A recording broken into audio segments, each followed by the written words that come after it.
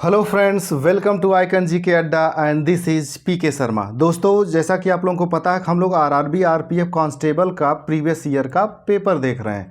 तो दोस्तों, आज जो हमारा पेपर है ये 5 फरवरी 2019 को हुआ था और ये प्रथम पाली यानी शिफ्ट फर्स्ट का पेपर है और ये सेट नंबर दोस्तों ये 22 है। इसके पहले दोस्तों 21 सेट का वीडियोज आपको दिया जा चुका है, उसे जा करके देख लीजिए और अपने जीके के स्कोर को बढ़ाइए। तो दोस्तों, जो लोग चैनल पर नया हुए हैं चैनल को सब्सक्राइब कर लें ताकि उन्हें समय से वीडियोज मिलता रहे। ठीक है दोस्तों, हम आते हैं अपने पहले क्वेश्चन पे। हमारा पहला क्वेश्चन है दोस्तों, माओरी लोग, दोस्तों इसको ये माओरी शब्द है, माओरी, इसको याद रखिएगा। माओरी लोग निम्नलिखित में से किस देश के निवासी हैं? तो ये न्यूजीलैंड के जो मूल निवासी हैं दोस्तों उन्हें माओरी कहा जाता है। अगला दोस्तों, भारत छोड़ो आंदोलन के दौरान गांधी जी ने करो या मरो का आह्वान किस स्थान पर किया था? तो दोस्तों बॉम्बे में किया था। और ये भारत छोड़ो आंदोलन किस वर्ष हुआ था ये भी आपसे पूछता है, तो ये 1942 में हुआ था दोस्तों। अगला दोस्तों, भारतीय राष्ट्रीय कांग्रेस का प्रथम अधिवेशन कब हुआ था? तो प्रथम अधिवेशन 1885 में हुआ था और इसी 85 में इसकी स्थापना भी कांग्रेस की हुई थी। और एक चीज़ और याद रखिएगा दोस्तों, 85 में बम्बई में हुआ था। बम्बई में गोकुल दास तेजपाल संस्कृत विश्वविद्यालय है जहाँ पे इसका सम्मेलन हुआ था और 72 प्रतिनिधियों ने इसमें भाग लिया था। और इसके पहले जो अध्यक्ष बने थे दोस्तों प्रथम अधिवेशन के, WC बनर्जी यानी कि व्योमेश चंद्र बनर्जी थे। और इसके संस्थापक जो कांग्रेस के माने जाते हैं वो A.O. ह्यूम माने जाते हैं। कौन? A.O. ह्यूम इसके संस्थापक माने जाते हैं। और WC बनर्जी यानी व्योमेश चंद्र बनर्जी जो हैं ये इसके पहले अध्यक्ष थे और 72 प्रतिनिधियों ने इसमें शामिल हुआ था और 85 में इसका बम्बई में पहला अधिवेशन हुआ था। ये सारे फैक्ट याद रखिएगा, आपसे पूछा गया है। निम्नलिखित में से कौन सी साल हिमालय में जंगली साकिन के ऊन से बनाई जाती है? तो दोस्तों ये जो साकिन ऊन है ये शाहतूश साल होती है, शाहतूश साल।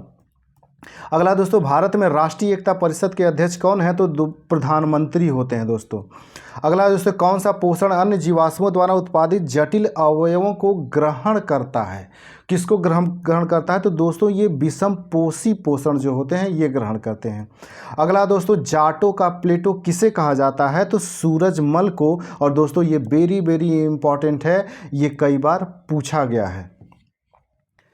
दोस्तों एक फैक्ट यहाँ पे याद रखिएगा, रानी गाइडिनल्यू जो थी, ये रानी गाइडिनल्यू को पूर्वोत्तर की झांसी की रानी कहा जाता। कब? पूर्वोत्तर की झांसी की रानी इसे कहा जाता और ये आपसे पूछा गया है कई बार। और मुंडा विद्रोह जो हुआ था दोस्तों ये उसका नेतृत्व करता बिरसा मुंडा था। अगला दोस्तों, निम्नलिखित में से किस स्पोर्ट में खेलते समय एकजुटता होती है? तो बास्केटबॉल जो होता है दोस्तों, बास्केटबॉल में एकजुटता होती है। अगला दोस्तों, निम्नलिखित में से कौन सी विश्व की सबसे लंबी पर्वतीय श्रृंखला है? तो सबसे लंबी पर्वतीय श्रृंखला दोस्तों एंडीज है। और एक क्वेश्चन ये भी पूछता है कि एंडीज पर्वत जो है ये किस महाद्वीप में है? तो दोस्तों ये दक्षिण अमेरिका महाद्वीप में। कौन? दक्षिण अमेरिका, उत्तरी अमेरिका नहीं, दक्षिण अमेरिका महाद्वीप। अगला दोस्तों, अंतर्राष्ट्रीय पुनर्निर्माण और विकास बैंक IBRD को किस नाम से जाना जाता है? तो दोस्तों IBRD को ही विश्व बैंक के नाम से जाना जाता है, यानी वर्ल्ड बैंक के नाम से। अगला दोस्तों, परिनलिका के भीतर चुंबकीय क्षेत्र रेखाएं किस रूप में होती हैं? तो दोस्तों ये समानांतर सीधी लाइन के रूप में होती हैं। अगला दोस्तों, वस्तुओं और सेवाओं की आपूर्ति के लिए शिल्प निर्माता जातियों और ग्राम समुदायों के बीच व्यवस्था को क्या कहते हैं? तो इसे जजमानी प्रणाली कहा जाता था दोस्तों। अगला दोस्तों, प्रतिरोधक में बिखरी हुई विद्युत ऊर्जा को के द्वारा व्यक्त किया जाता है, तो किसके द्वारा व्यक्त किया जाता है? तो ये होता है दोस्तों W = V × I × T, यानी कि W = B × I × T। ये होता है दोस्तों फार्मूला, इसको याद रखिएगा। अगला दोस्तों, भारतीय संविधान के अनुच्छेद 51A में कितने मौलिक कर्तव्य हैं? तो दोस्तों टोटल 11 मौलिक कर्तव्य दिए गए हैं। और दोस्तों एक चीज़ याद रखिएगा, जो उसने कहा कि 51A, तो संविधान के अनुच्छेद 51A में मौलिक कर्तव्यों का उल्लेख किया गया है, याद रखिए। और भाग 4 क है, भाग 4 क में। और ये 42वें संविधान संशोधन अधिनियम 1976 द्वारा जोड़ा गया था, और स्वर्ण सिंह समिति जो थी इसी के सिफारिश पर। तो दोस्तों ये चारों पांचों फैक्ट याद रखिएगा, बार बार सुन लीजिएगा दोस्तों वीडियो को। अगला दोस्तों, निम्न में से क्या अवक्षेपण का प्रकार है? तो दोस्तों अवक्षेपण का प्रकार जो होता है ओला होता है। दोस्तों जो लोग चैनल पर नए आए हुए हैं, चैनल को सब्सक्राइब कर लें, और दोस्तों वीडियो अच्छा लगता है तो इसे लाइक भी करें और शेयर भी करें, ताकि ज़्यादा से ज़्यादा लोग इसका लाभ उठा सके। अगला दोस्तों, सेलुलर श्वसन के दौरान जारी ऊर्जा का उपयोग करके संश्लेषित अणु क्या है? तो दोस्तों वो ATP होता है। अगला दोस्तों, 1946 में बनी अंतरिम सरकार में रक्षा मंत्री कौन थे? तो उस समय रक्षा मंत्री सरदार बलदेव सिंह थे, और ये कई बार आपके वनडे एग्जाम में पूछा गया है दोस्तों, ये वेरी वेरी इंपॉर्टेंट क्वेश्चन है। अगला दोस्तों, प्रायद्वीप भारत में निम्न में से किस नदी का सबसे बड़ा बेसिन क्षेत्र है? तो सबसे बड़ा बेसिन क्षेत्र दोस्तों गोदावरी का है। और दोस्तों ये भी कई बार पूछा गया है। अभी दोस्तों वनडे एग्जाम में ये भी पूछा गया था, गोदावरी के किनारे स्थित जैसे कौन सा शहर? तो नासिक जो है दोस्तों ये गोदावरी नदी के किनारे है, ये भी पूछा गया। और दोस्तों ये गोदावरी नदी के बारे में ये भी एक फैक्ट ये भी आता है कि दक्षिण की गंगा किसे कहा जाता है? तो दक्षिण गंगा जो है ये गोदावरी को कहा जाता है, इसके विस्तृत लंबाई और क्षेत्र के कारण। अगला दोस्तों, पेट्रोलियम के कच्चे माल का उपयोग करने वाले सभी सिंथेटिक फाइबर कई प्रक्रियाओं द्वारा तैयार किए जाते हैं, उन्हें कहते हैं, तो उन्हें पेट्रोकेमिकल कहा जाता है दोस्तों, पेट्रोकेमिकल। अगला दोस्तों, भारत में श्वेत क्रांति के जनक कौन थे? तो श्वेत क्रांति के जनक वर्गीज कुरियन थे, और ये कई बार रिपीट किया गया है दोस्तों, इसको रट्टा मार जाइएगा, वेरी वेरी इंपॉर्टेंट क्वेश्चन है ये।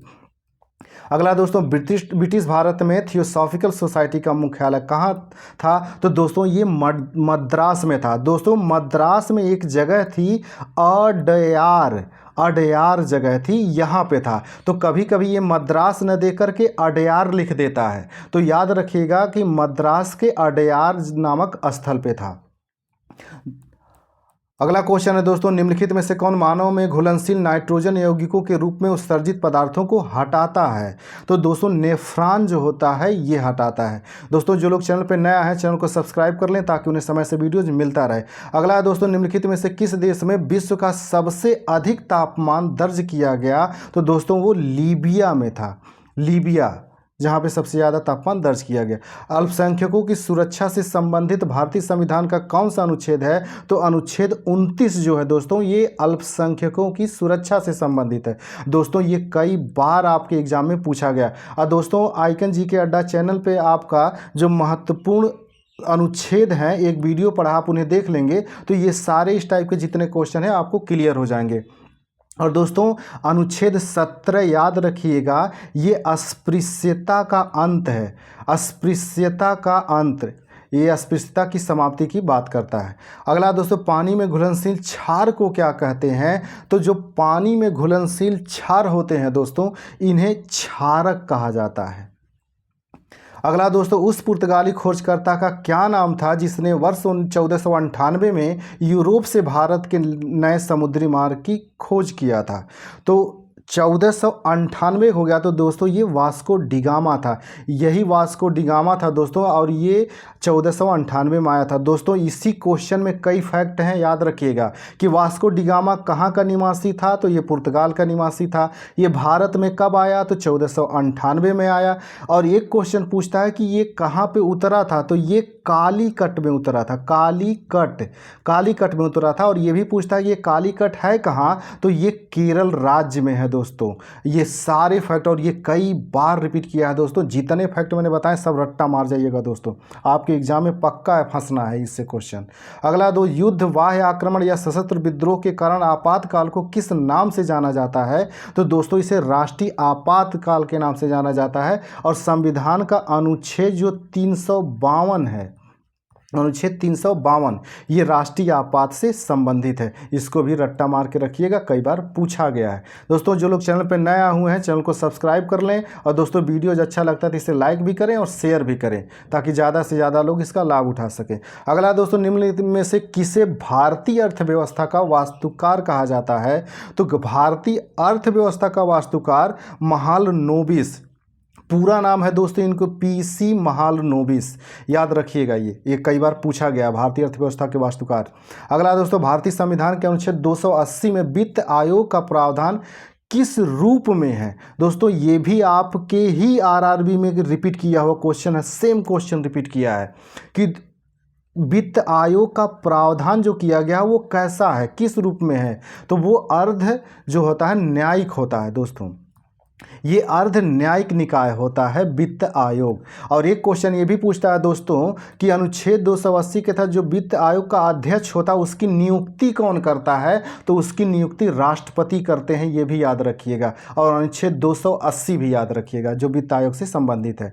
अगला दोस्तों, जोग जलप्रपात किस नदी पर है? तो दोस्तों जोग जो है ये सारावती नदी पे है, और ये कई बार रिपीट किया गया है दोस्तों, इसको रट्टा मार जाइएगा। अगला दोस्तों, निम्न में से किस खेल में नेट की आवश्यकता होती है? तो दोस्तों बैडमिंटन में नेट की आवश्यकता होती है। अगला दोस्तों, दक्षिण पूर्व एशिया की सबसे लंबी नदी कौन सी है? तो सबसे लंबी नदी मेकांग है, और ये वेरी वेरी इंपॉर्टेंट क्वेश्चन है दोस्तों, ये कभी न कभी रिपीट करेगा, रट्टा मार जाइए इसको भी। शब्द जंप बॉल निम्न में से किस खेल से संबंधित है? तो दोस्तों जो जंप बॉल शब्द है वो आपके बास्केटबॉल से संबंधित है दोस्तों। स्पोर्ट्स से संबंधित एक video, 2-3 videos icon G K अड्डा चैनल पे पड़ा हुआ, आप उसे देख लेंगे तो ये सब शब्दों का जितने भी दिए हों आपको वहाँ पे मिल जाएंगे, इसलिए चैनल को सब्सक्राइब कर लीजिए। अगला दोस्तों, कौन खेल के प्रशिक्षण में आत्मविश्वास बढ़ाने, मनोबल मजबूत करने में मददगार होता है और एक मित्र तथा परामर्शदाता के रूप में कार्य करता है? तो वो होता है कोच। अगला दोस्तों, मधुमक्खियों के पालन को क्या कहते हैं? तो दोस्तों मधुमक्खियों के पालन को एपीकल्चर कहा जाता है, और ये वेरी वेरी इंपॉर्टेंट दोस्तों, कई बार पूछा गया है। और एक्स्ट्रा फैक्ट जान लीजिए दोस्तों जो पूछा है, ये वर्मी कल्चर जो होता है ये केचुआ पालन के लिए होता है, केचुआ पालन के लिए। ये जो सेरीकल्चर होता है दोस्तों ये रेशम के कीड़े पालने के लिए होता है, रेशम की फसल के लिए होता है। अगला दोस्तों, सिल्वीकल्चर जो होता है ये वन रोपण के लिए, जो इसमें वनों का रोपण किया जाता है या वृक्ष लगाए जाते हैं उसके लिए होता है। और ये चारों फैक्ट दोस्तों आपसे पूछा गया है, इसलिए इसको रट्टा मार जाइएगा। अगला दोस्तों, एक विधायी निकाय के रूप में स्वतंत्र भारत की पहली संसद के अध्यक्ष कौन थे? तो दोस्तों जीवी मावलंकर साहब थे, और ये भी कई बार पूछा गया है, वेरी वेरी इंपॉर्टेंट क्वेश्चन है।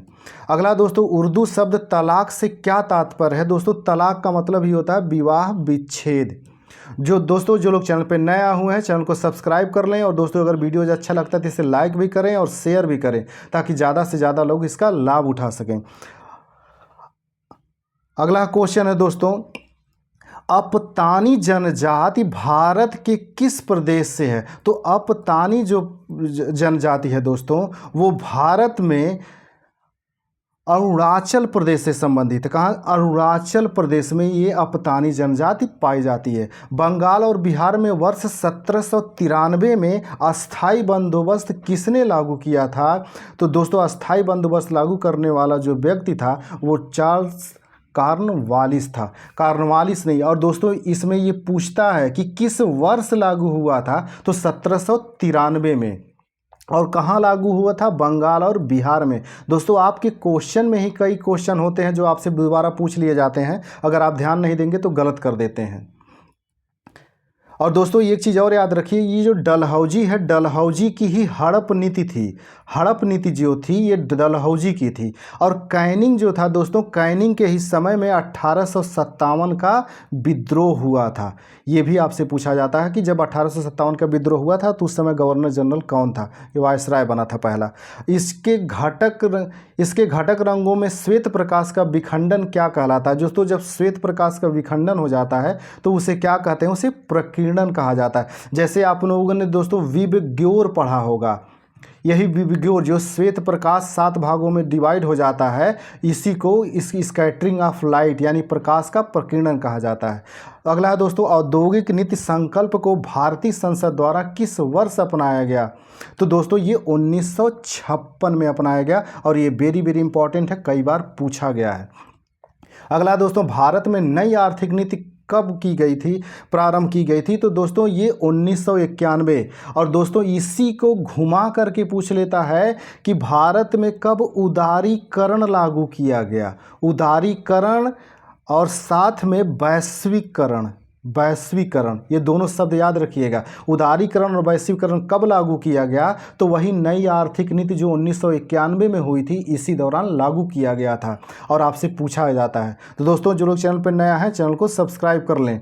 अगला दोस्तों, जब वसा और तेल का ऑक्सीकरण होता है तो वे बन जाते हैं और उनकी गंध और स्वाद में परिवर्तन होता है। तो दोस्तों वही दुर्गंध युक्त हो जाते हैं वो। अगला दोस्तों, वह अधिकतम अवधि सीमा क्या है जिसमें राजधन विधेयक को पारित कर सकता है? तो उसके लिए 14 दिन का समय दिया जाता है केवल राज्यसभा को। अगला दोस्तों, कुश्ती की भारतीय शैली को किस रूप में जाना जाता है? तो दोस्तों कुश्ती को भारत में दंगल के रूप में जाना जाता है। जैसा कि आप लोगों ने दंगल मूवी देखी होगी दोस्तों, ये दंगल मूवी, दंगल का मतलब ही होता है हमारे वहाँ भारतीय भाषा में कि कुश्ती, याद रखिएगा ये दंगल मूवी से, दंगल मतलब कुश्ती।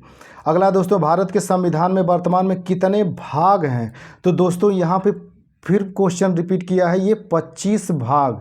दोस्तों ये आपके वनडे में पता नहीं क्यों ये 25 भाग लिख कर देते हैं, लेकिन मूल रूप से देखेंगे तो 25 भाग नहीं है, 22 ही भाग हैं। 3 जो एक्स्ट्रा भाग हैं ये जो हैं ये उपभाग हैं, न कि भाग हैं। ये भाग जो हैं जैसे 9 क हो गया, 4 क हो गया, तो 9 क का मतलब हो गया कि भाग 9 तो है मूल, इसके भाग 9 का एक अलग उपभाग है ये 9 क। इसी तरह से 4 भाग मूल है, अब उसका 4 का जो है उपभाग है। तो यहाँ पे ऑप्शन में दोस्तों 22 नहीं दिया गया, इसलिए आपका 25 आंसर सही होगा। लेकिन अगर यहाँ 22 दिया होता तो 22 सही होता दोस्तों। इसलिए अगर 22-25 दोनों दिया है तो 22 को टिक करिएगा, क्योंकि वही आप कंप्लेन कर पाएंगे, मूल रूप से ही माना जाता है। अगला दोस्तों, वन अनुसंधान संस्थान कहाँ स्थित है? तो दोस्तों ये देहरादून में स्थित है और दोस्तों ये वेरी इंपॉर्टेंट है और कई बार पूछा गया है। तो दोस्तों जो लोग चैनल पर नया है, चैनल को सब्सक्राइब कर लें ताकि उन्हें समय से वीडियोज मिलता रहे। अगला क्वेश्चन है दोस्तों, संघ सूची में मूल रूप से कितने विषय हैं? तो संघ सूची में मूल रूप से 97 विषय हैं और ये इंपॉर्टेंट है, पूछा गया है। अगला दोस्तों, ग्रीष्म ओलंपिक 2020 की किस देश के द्वारा मेज़बानी की जाएगी? तो दोस्तों ये उस समय करंट का क्वेश्चन था, तो ग्रीष्म ओलंपिक जो आगे होने वाले हैं इन सबको याद रखिएगा आप।